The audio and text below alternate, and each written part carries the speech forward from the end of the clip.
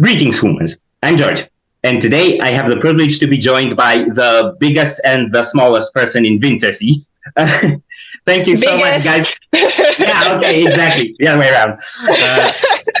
Thanks so much for joining, guys. How are you doing? Pretty good, pretty good. As the biggest Yeah, member of Vintersea, it's the weather is always good from up here. Okay, yeah. Can't say I know what that's like. I mean, I live in the Netherlands. Everyone's towering above me. oh, doing great here. Thanks for having us on. It's been really fun to watch you and your brother react to our music over several years now. It's Yes. good to chat with you. Yeah, that's gonna keep going. We're in for the long run. So okay, your new album "Woven into Ashes" has now been out for a few months. I'm a bit late to the party, but people have had quite some time to hear it. How has the response been so far? Oh, and thank you for all the nice things you said, by the way. Oh, of course. Yeah, I love your channel. Same thing here. I love watching you and your brother react to our stuff. But going back to your question, Woven into Ashes, I think the response has been really good. We've been working really hard over the years to build this album, especially over the COVID times, because we released Illuminated, which was the album before Woven into Ashes, and then everything shut down.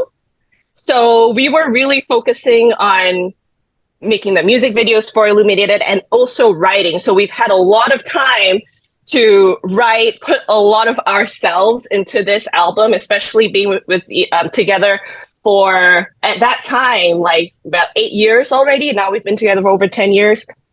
We really have found our own dynamic in terms of not just as people, but in our music. I think we've woven ourselves together into this album, and I think that shows, and I think people can see that, hear that.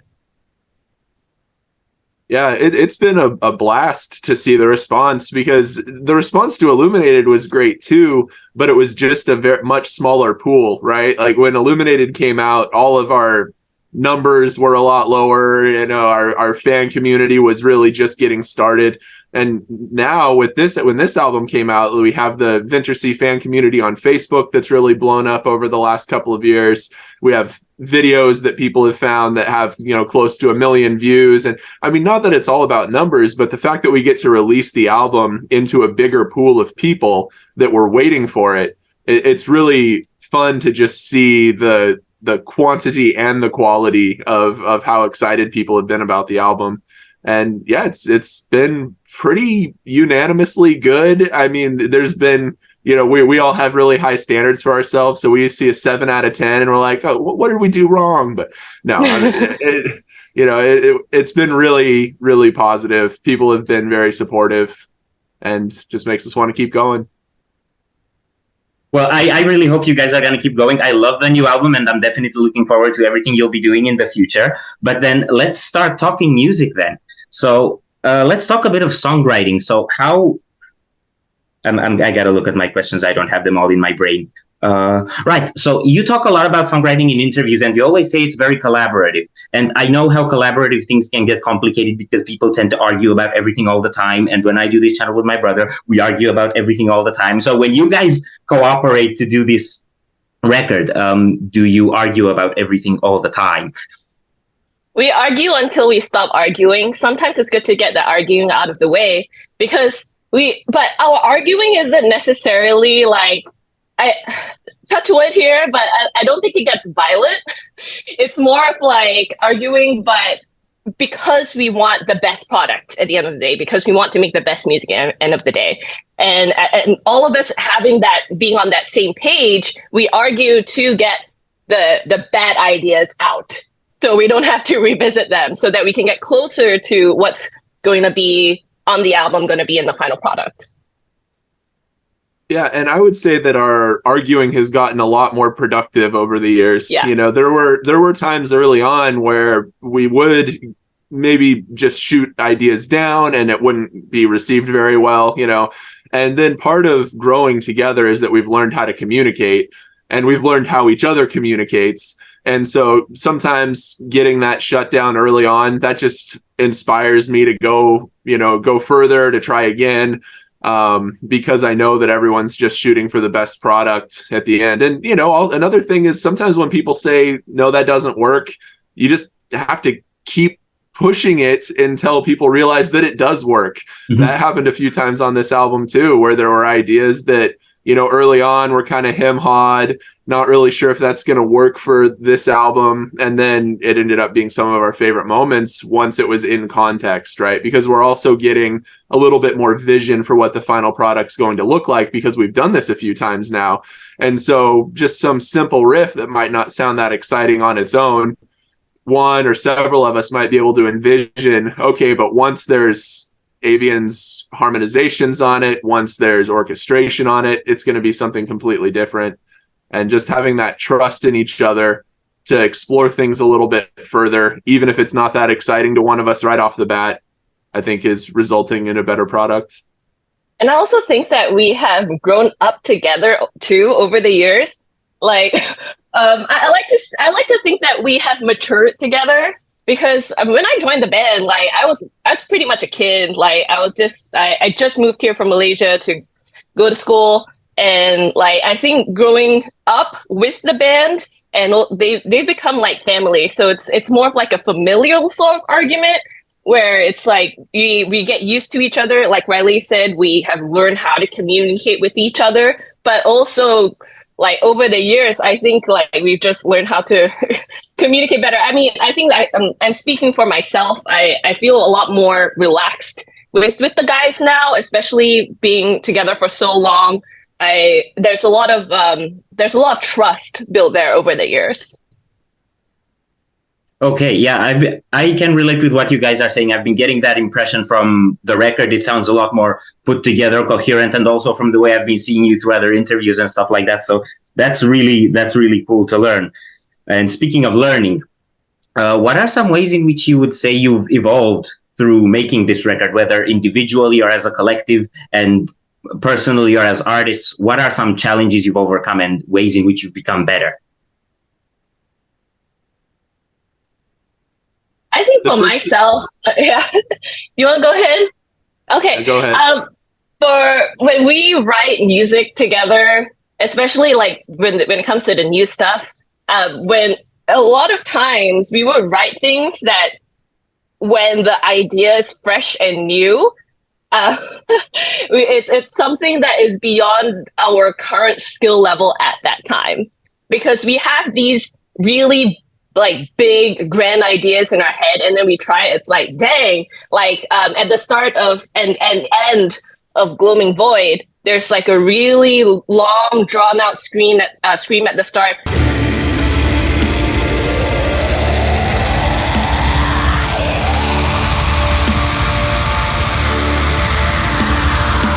And that really long drawn out scream at the end.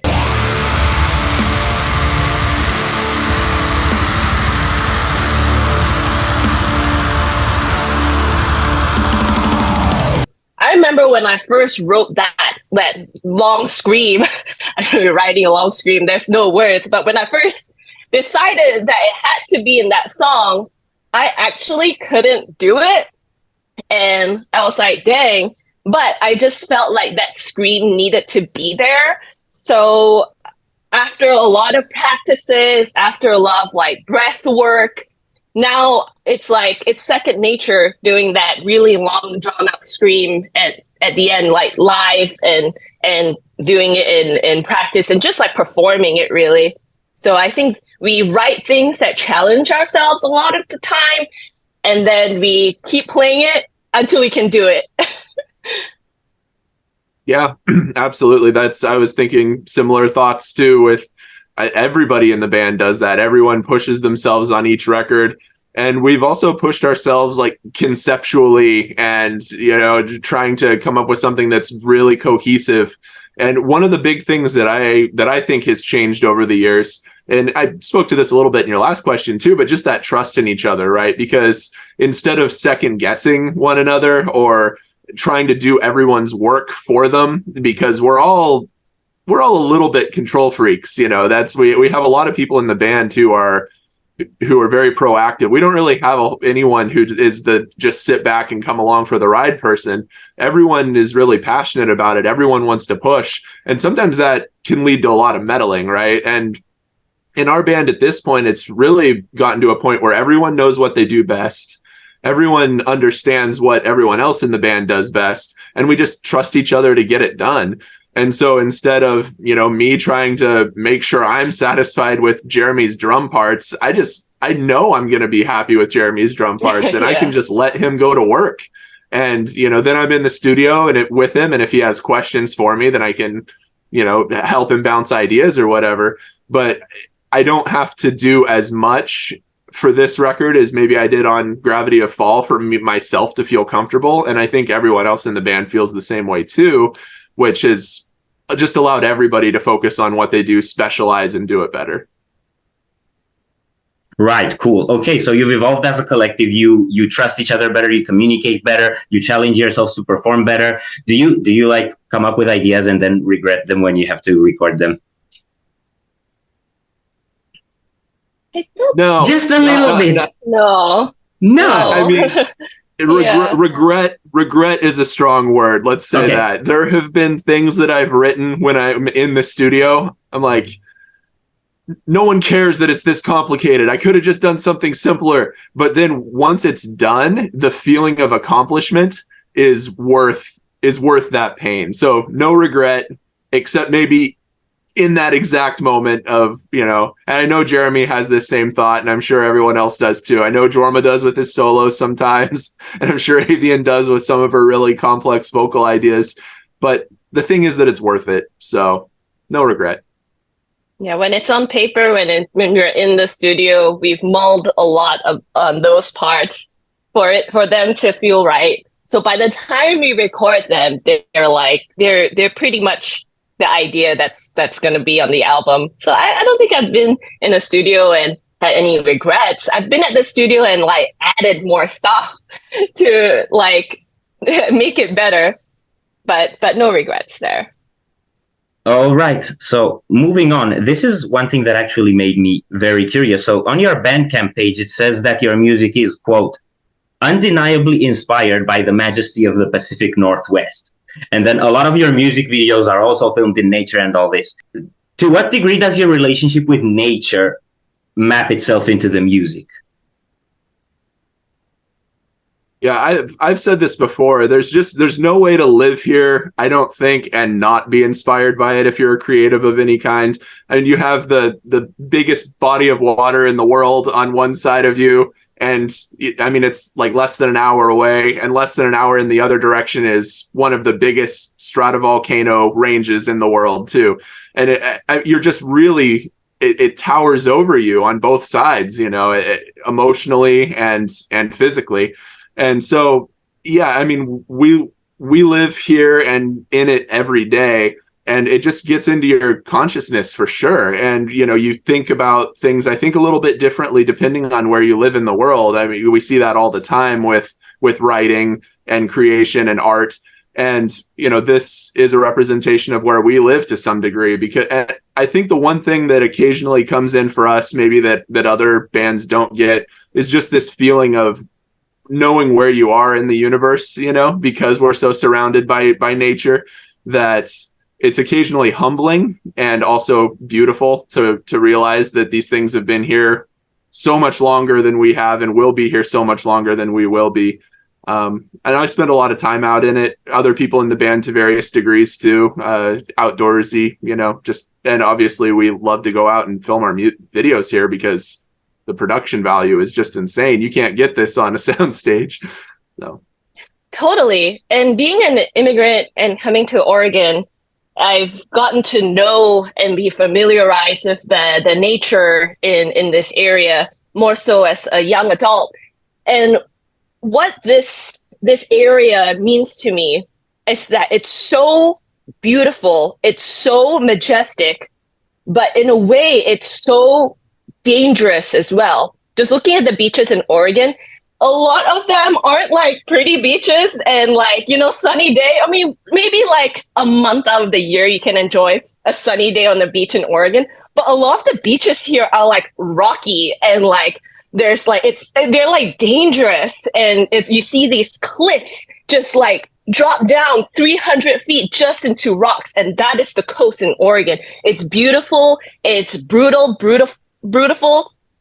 And also one of our songs in this new album, Woven to Ashes, is called Devil's Churn, which is an actual area in Oregon. And it's like, Riley can probably explain it better, but it's like, it's like one of those, Riley, explain it. It's like one of those. That's right. It's one of those. Okay, we understood everything. It's a rock formation on the coast where water can come in, and you know it ends up swirling around. Like swirling around, and especially when the tide comes in. It's pretty cool. You can get little it's very spouts dangerous of water. Too. Yeah. And it's actually taken lives, but it's it's so beautiful. And I think that like duality of that beauty and that danger is what I really appreciate about the nature in the Pacific Northwest. And it's just like, it's so cozy too at the same time, and spooky. I love the cozy and spooky. Nice. Okay, well, this is where I start going off script because I have to pick up on a couple of things you said because this is super interesting. First of all, I didn't know Devil's Churn is an actual place. So is that why the song is so stormy? Yes. Like the actual location in Oregon, it's very churny. Riley's making it's like the gods are mixing soup. Yes, the gods from the underworld are mixing like this churny soup of dangerous waters. Okay. But yeah, it is an actual location. Yeah, that's super awesome. I have to look into that. And what you guys do, I'm pretty sure with your music videos is by now advertisement for local tourism. So yeah. Okay, and I really like what you said about the parallel with the music because your music is exactly like that. Is part of it is just so beautiful, it immediately draws you in, and part of it, God forbid what's going to happen to you next, right? So yeah, and that's part of why we named our band Vintersea as well. It was inspired by the churning dark waters of the Pacific Northwest. Okay, awesome. Okay, I think we're gonna move on because otherwise I'm gonna dwell on that for way too long. And now I have questions, one for each one of you. So let's start with Avienne to get to a couple of specific. With your vocals, what I found most impressive is just the stamina, the long notes, which you've mentioned earlier. And with this new album, also these new screams that you've developed, which we hear immediately when At the Gloaming Void started, that are more in between, clean and harsh. The seconds disappear. We couldn't find the answer. So tell me a bit about that. How did you develop these techniques, and how much of a challenge was that for you? It was definitely one of those things where I'm just gonna write it first because I thought that was what that song needed, and it was very much a challenge trying to develop those screams because they're very outside of what my comfort zone was, and that's why it was just more of a smaller part of the album. It was very much inspired by Gojira as well. Okay. You haven't heard some of that references, I do draw from that inspiration. And it was just something that I just kept on working on. And it's definitely, it was really fun in a way that, and also like challenging to do something new. Because even when I started with the band, screaming was something new to me, and like it's taken a lot of years to develop it.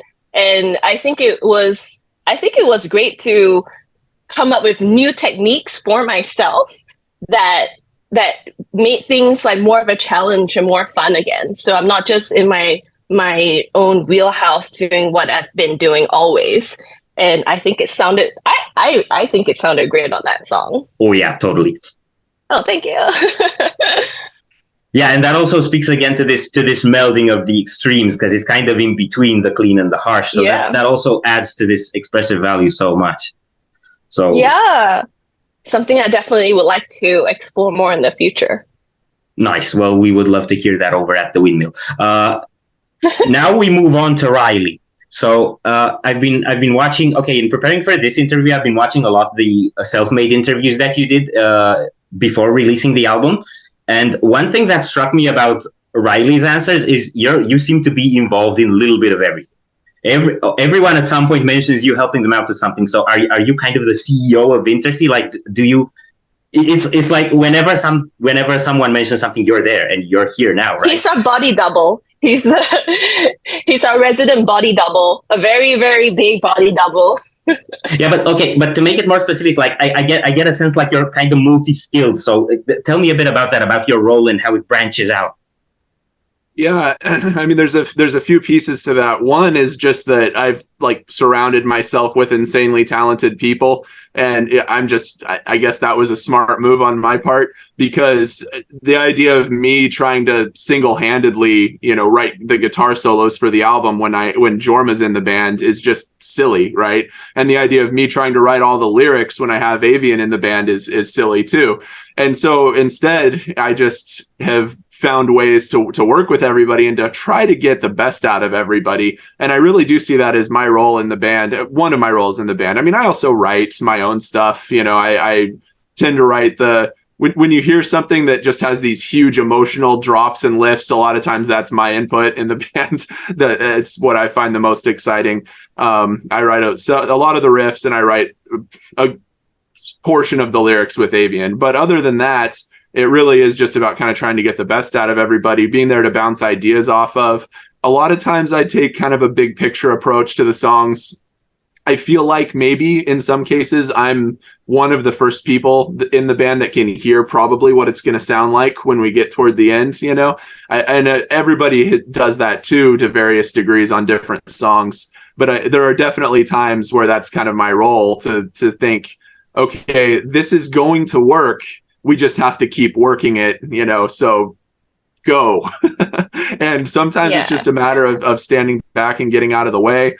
Sometimes it's a matter of actually answering a question. And also I can't not be involved because I'm so in awe of the process at times, right? So I'm always in the studio. I just can't not go to studio days because I have to see what Jeremy's going to do on the drums. And that invariably means that he's going to ask me questions about what I think he should do, or I can be there to kind of remind him of what a guitar riff does. I'll put down a scratch track real quick so that he can, tap along and emphasize the right notes, that kind of thing.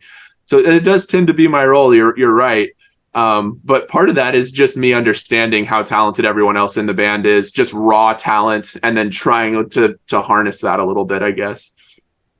Riley's really good at making decisions. Like he's like let's say if we are like making the tracks, Riley is good at taking like train tracks and just laying them down. Because like for myself, when I'm writing, it's way easier for me to come up with ideas. But then Riley's there to like help with the live feedback to say, okay, that's good. We should use that.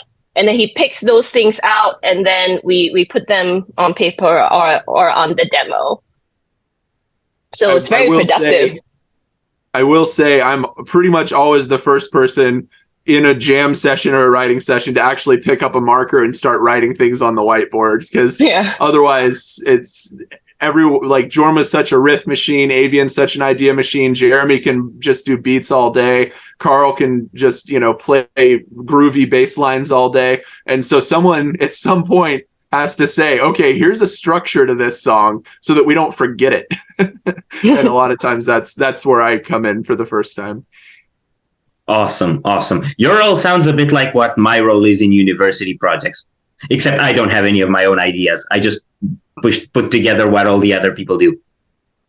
It's an important role. There you go. Mm-hmm. Don't sell yourself short. Someone's got to do it. Mm-hmm. Yeah. Okay. Cool. Awesome. All right. Further on, I didn't really know who was going to join, so I had questions for everybody. I don't know if you might be capable of answering some Jorma or Jeremy questions, or Carl. Well, Carl, we have to do Carl questions because we got to talk about the videos. Yeah, no, we'll do our best. Okay, but okay. So what I had lined up for Jorma was the thing with solos in Vintersea to me that seems most impressive is not necessarily their technicality. They are very technical, but not just that. It's just the flow is so flawless. It's so smooth on top of the songs. It's like you guys are making a storm and then he's surfing on top. And you Riley, you said you're a bit involved in the solo writing as well. So what makes a good solo for you guys? I mean, it has to have the feel, right? It has to hit you right in here, or else it's not done yet. And Jorma is just an incredible guitar player. I tell people all the time I think he's one of the best guitar players out there, not just because of his technical ability, which is substantial, but because of that ability to just hit the right notes at the right time that really hit deep. And that doesn't just come from some raw talent, although he has a tremendous amount of that. It comes from a lot of hard work and iteration too. I mean, these things don't just, come out in the band room while we're writing. He has to take the idea, go back to the lab and spend weeks or even months poring over every little note, and he does that for the band. And it's something that I don't take for granted for sure. But part of it is also just the techniques that he uses. A lot of guys in metal, they like to pick every single note, and he is like a legato player, right? So it's very flowy. He does a lot of hammer on, pull off. Sometimes he'll only hit the string maybe once for like 5 or 6 notes, and the rest of it's just with his left hand. And that's a little bit unique in metal, and I think it's something that sets us apart a little bit. There's other guys in metal who do it too. He's certainly not the only one, but he's one guy who does that does it at a really high level while also being able to throw in some, hyper picking techniques. So we're lucky to have him in the band, and I think his solos on this record went to another level. I think Jorma solos, what makes them so special is, of course, he does have the chops. He's an incredible guitar player. Like Riley said, I think he's, to me, one of the best guitar players that to me, and it's just amazing to be in a room with him. But what makes him so special is that he has so much depth to him, and there's so much complexity in what he, just him as a person, and how he feels emotion and how he comes up with these ideas. Because when he goes to the lab, it's not just, okay, I'm just going to find notes and just try to move my fingers as fast as I can. We know he can do that. But he also comes up with these concepts and the feels of what he wants to go for. And then he crafts these solos to express that emotion. And I mean, we can go over 1 or 2 of the songs, but he's told me some of the concepts before and of solos that have made me tear up and cry. And then he's told me the story behind the solo or the music, and that's made me cry even more. When your bandmates make you cry and it's not because they're telling you to practice too much. That's good. Yeah. Wow. Awesome. Okay. So yeah, Jorma is definitely my hero when it comes to soloing. But you have more heroes in the band. So everyone likes to troll Carl on the internet, especially old school nerd. What's up with that? Right. I love what Carl is doing with the videos, and obviously you guys have been involved in the videos because you're in them. So let's talk a bit about that. What I found really impressive about At the Gloaming Void, the first single, is just how authentic you've been able to get this 15th century village vibe, and how many people you've been able to summon from the past. So I think that's new. Have you ever had this many people on a production? And what were some of the challenges with that video? It's kind of weird because that video is the biggest video in terms of production that we've done, but it kind of came together pretty easy, to be honest. And I think part of that is that there were challenges, but we got lucky in a few ways. One is that the property that we got to do it on, they were just insanely hospitable to us the entire time. It was the same property that hosts Rivera Fest every year, which we just did a couple weeks ago. big property in Southern Oregon. And they were already planning to have a huge bonfire to burn a bunch of debris from their property. And then they also just have awesome people that come over all the time and hang out and help them with like little projects around the property. And those were the people who were largely in that video, were just this awesome Southern Oregon metal community that, you know, it's not really where we live. So it's kind of weird to say that we're a part of it, but they make us feel so welcome. And they are so kind to us every time we go down that way. And it's been that way since the very beginning. Loves Southern Oregon. The metal community down there is great. The people are great. And that really made that video possible. The other things that made that video possible was Carl did a ton of planning on it. He had every little detail planned out. He knew he had a shot list. I helped him with the script a bit. I think other people had input on the script as well. Avienne worked really hard on her costuming and everything. Me and my wife Candace and Avienne, we spent like 6 hours the night before trying to get her teeth just right, all that kind of stuff. So I mean, it was a big production, but compared to something like Crack of Light, where we had to go somewhere with no support and do it all on our own, this one actually came together pretty smooth, and I attribute that to the people that wanted to be a part of it. Wow, that's so cool. Okay, I've always thought of you guys as a community band in a sense. I always get the sense that there are just so many people that are invested in what you do, and you reciprocate to that so well. So I kind of didn't expect that answer here. I was expecting you had to go on a recruiting spree or something to get people for the video, but that's just so awesome. Yeah, it was amazing. All right. Who else is in the band? Jeremy's in the band, right? And I think so. Last I checked. Okay. I feel like Jeremy's style has changed a lot for this new album, because the previous was all just drilling in a sense, because it was more black metal focused, and then this one's more multifaceted. So I've seen you guys praise him a lot in the self-made interviews and such. So what would you say are some of the ways in which he's improved?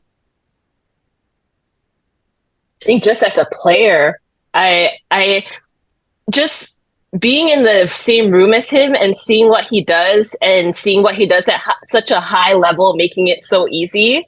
It's very impressive. I think he's grown so much as a musician and as a writer as well, because he's really taken the liberty to be creative with his parts and also just be like the heartbeat to very, very vastly different genres and techniques in our music.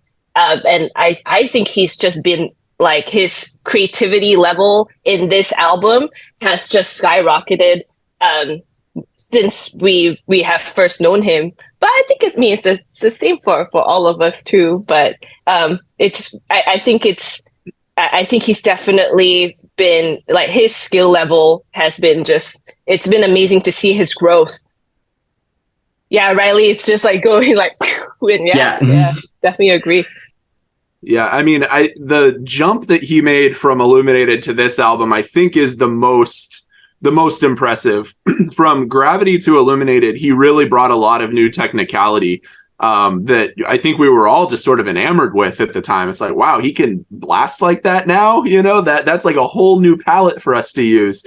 But it was still really new. It was, like you said, maybe a little bit, he was just getting it under his hands and his feet, and he could do it technically, but he wasn't really weaving it into the music as much as he did on this album. And so the fact that he's able to go back and forth between really well written, really well thought out grooves and just insane technicality in the same song, sometimes within the same part, really gave us a lot more options on this album. And it's a blast to watch. He works really hard at drumming. I was in the room when he decided he was going to drum for the first time back in high school, and to watch him go from that to where he is now it makes me proud. He's an awesome guy, one of my best friends that I've had in my entire life, and he's just turned into a beast of a drummer. Yeah, I think he has a lot of qualities that makes him a really good drummer. He loves challenging himself, for one. He is a perfectionist. Anytime he thinks of something or has an idea in his head, he works to really perform that at a very high level. So it's just like exactly what he was going for. And what he goes for a lot of the time is something that is performed at a very high level. So I think there are very good qualities for him to have as a drummer. Plus, he also does a lot of our background stuff as well. Like he is the keeper of the laptop. He's one of the tech guys in our band. So that's also super valuable because like he's the one that like he builds the click for us, make sure that we're on track. He plays a really big role in the band too, a very, very significant role. Yeah, and he drives the van. Yes. Oh my gosh. Okay, that is another thing that I'm just in awe of him handling that parking, driving. Well, we're gonna talk a bit more touring later too. Okay, so that's all of you, and you guys are awesome. But it's not just you that are awesome; it's what you make that's awesome too. So I wanna talk about some of the songs and some of the standout moments that peeked out at me. My favorite song right now is No Tomorrow. And also one that's very surprising that we have a reaction coming up for is Lonesome Tide. So we got a little surprises there. So for Lonesome Tide, we have the flute part, which is kind of a throwback with what you did to Crack of Light with the saxophone. And then on No Tomorrow, we have a choir. So where did these ideas come from? Bradley, do you want to start on No Tomorrow? Sure, yeah. I mean, so there's... No, I'll start with No Tomorrow. Yeah. So actually, me and Jeremy and our good friend Rylan, we were in choir together in community college back right after we got out of high school. Before the three of us decided to move to Portland for a little while, and we went to recording engineering school and all that. But the three of us have been friends for a long time, since high school. We played music together. Rylan was in the band up right about until 2014, about the time that, we reformed as Asterion and then Vintersea. So Rylan has played a super important role in the artwork of the band. They did the cover art for The Gravity of Fall. And then they also have been in several of the music videos. They were the robber along with Avienne and the host, and the crazy priest in the Holy Procession, and also even got drowned a little bit in Crack of Light video. So Rylan's been a really important part of our band. But anyway, me and Jeremy and Rylan were in choir together, and I just kind of wanted to throw back to that a little bit. I was hiking through the woods one day with my brother, and that melody just came into my mind at one point. And I knew that I wanted to start the song like that and then have it woven throughout. And that was the first thing that I wrote for the album, actually. And I went home, recorded that part, and then came up with the main riffs as well, kind of all within one evening. And yeah, I just thought it would be a fun throwback to get me and Jeremy and Rylan back in a room together to do that choir part. That was the three of us mostly. And then we also have a friend, Avi Cohen, down in the Los Angeles area, who's he does vocals, vocal teaching, I believe, and also does like video game voices and just all kinds of cool stuff with his voice. And so we had him do a layer as well to give us that really low bass. And so that's how that one came together. And then Carl has worked with Tommy Graven before, who plays the Native American flute, filmed some music videos for him. And when we were listening to Lonesome Tide, we knew that we didn't want it to just stay instrumental without some new melody, which is a similar process that we went through with Crack of Light. And it was, well, what should we do on this album? I don't know if we should bring saxophone back. Obviously, people loved that on the last album, but we don't want to be like a sax metal band necessarily. So what's the right instrument for this song, right? And it obviously has this threshold for like solos, like guitar solos you can have in a song. Yeah. It has this feeling of like, to me, it has the feeling of standing on the beach with the wind in your hair, especially during that quiet, contemplative part. And that native flute was just the perfect fit. Yeah, that's so awesome. That song really gives me a sense of being on holiday. I wonder how your holidays are like. Take me on the holiday. Go to a beach with very a lonesome beach with churning waters. There's a lot of those in Greece, like remote stuff. Yeah. That's really cool. All right. And what do I have left?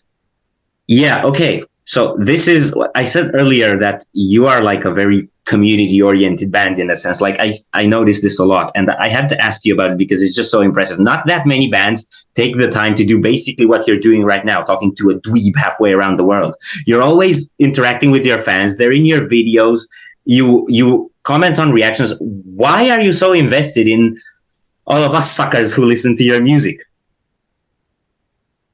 Dude, it is so cool to connect with people that connect with music that you just pour your blood into. I think that's such a cool bond to have because we put ourselves into this music, and it's like it's kind of scary sometimes because it's a bit of a vulnerable thing of like expressing yourself in that way, because we're not just expressing something that, okay, we're going to put this music out so that, you know, as many people can like it and digest it. That's not what we're going for. We're making this music because it is really, truly who we are. We are, and it's a very vulnerable thing because it really goes, you know, all over in terms of like expression, in terms of genre. And when we put our vulnerability out into the world and people can vibe with that, and people are saying that this has helped me through this tough time in my life, or I really resonated with it, or seeing the joy in people's faces when we're performing live, that is just something that I never want to take for granted. And that's why our supporters and listeners, fans mean so much to us. And that's why we want to, it's our way, like having these tour music videos, it's our way to show our appreciation, just the least we can do. Yeah, I mean, how lucky are we to be in this position where we get to make music that's important to us and then share it with people all over the world through, you know, 99+% of human history. We just would have been hopefully we would have found each other and been sitting around a campfire humming these tunes to ourselves, right? And now we have this opportunity where we can connect with people in Romania, Greece, Russia, all of North Europe, all of Southeast Asia, all of North and South America, everywhere, all around the world. People can hear our music, and the small percentage of people that are going to resonate with our music, because like Avienne said, it's not for everybody. Not everyone's going to get it. And the fact that we get to make this music and reach that small percentage of people that are really going to get it is such a lucky place for us to be. And like Avienne, I never want to take it for granted. I appreciate every single person that resonates with our music, and I mean that. And the fact that we get to form a community with these people is just, it's amazing. It's an opportunity of a lifetime. Yeah, and it's also really cool to see people find each other through our music too. Like Riley said, having the community, or like when folks go to shows and they see the same person at our show. And I've also seen some friendships forming that way too. That's super cool. Yeah, that's really cool. Music does unite people, and you guys definitely do that for a lot of people. So that's really awesome. And you can best believe it. We don't take for granted what you do either. It goes both ways. So yeah. Thank you. Now, since we talked music videos on tour, let's talk tour. And there's one thing in particular that I want to know. And I always leave at the end of the interview the questions that I can't sleep unless I get answers to. So this one's important. Now, Riley, in the self-made interviews that you guys did, you said the following thing: we've gotten more mature and in some cases less mature, but you know, that's tour life. I hope you don't expect that you can put a quote like that out there and not have people expect examples in detail. I need to know at least one very stupid thing that happened on tour. Well, the one of the pieces of getting to know each other a lot better and that we trust each other a lot better is that we also kind of just know how to bug each other better, right? So I mean, the great thing is with Carl along for the ride, most of the most immature stuff ends up in the videos. So, I mean, Carl just busting in on Jeremy when he was in the shower, that was not planned. I can promise you that. Jeremy was very surprised by that moment. And I mean, another thing is that we basically live off of gummies, the entire time on tour. Gummies are a thing. That's not something that adults would do. So, there's a lot of ways in which being together, we have regressed. And another nice little thing that some people might find interesting is that a not insignificant amount of time in the van, we're listening to like oldies style rock about urination fetish. So. Yes, our favorite album. Yeah, I don't know. Some people listening to this might know Tim Heidecker. He's a comedian, and he had this joke band a few years ago. Well, we'll call it a joke band, but the music's solid. It's legitimate music. But it's called the Yellow River Boys, and every song is about urine and pee. Yeah. Anyway, we spend a lot of time singing that to each other. It's serenation, so it's a good example. Wow. Yeah. It'll take me a bit to process that. But at least now I know I can. You need to check it out. Solid. You said Yellow River Boys. Oh yeah, that makes sense. Yeah, Yellow River Boys. Okay, yeah, I'll definitely remember that. Well, Riley, Avienne, it's been a pleasure. Thank you so much for stopping by the Windmill, where all the corpses are happy to have you. So I wish you all the best with the band, with touring, with everything that's coming up, and we will definitely be invested in following you along the way. Thank you, George. Say hi to Andre for us. I definitely will. Oh, I mean, he might stop by soon. So if you guys stick around, is he here? Yeah. No, he's not okay. here yet. Oh, okay. Okay, thank you. Okay, thank you. That was fun. Thanks.